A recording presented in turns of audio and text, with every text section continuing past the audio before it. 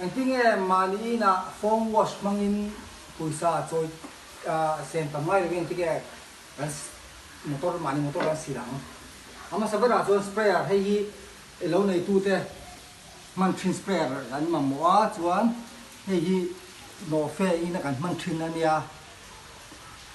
chuan hei shampoo tui ani ti chuan hemi sprayer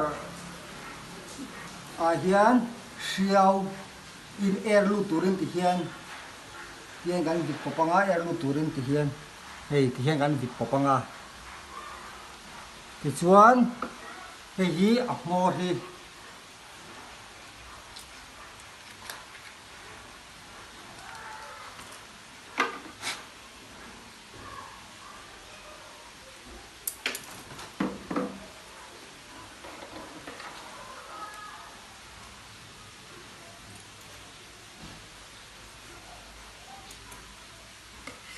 ti hian kan pot taranga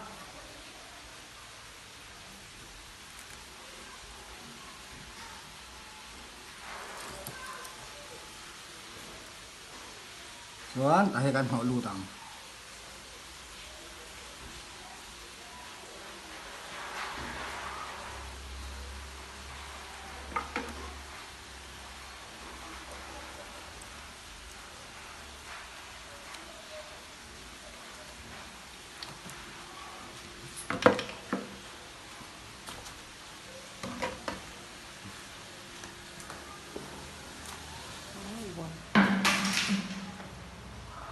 hei shampoo tui kha nia mo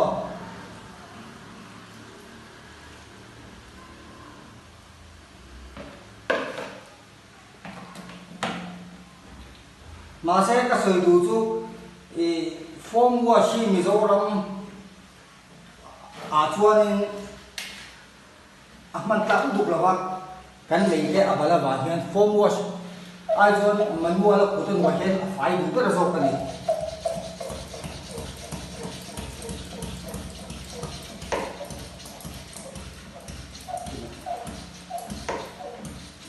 hian arong kon do arong kon mai don hian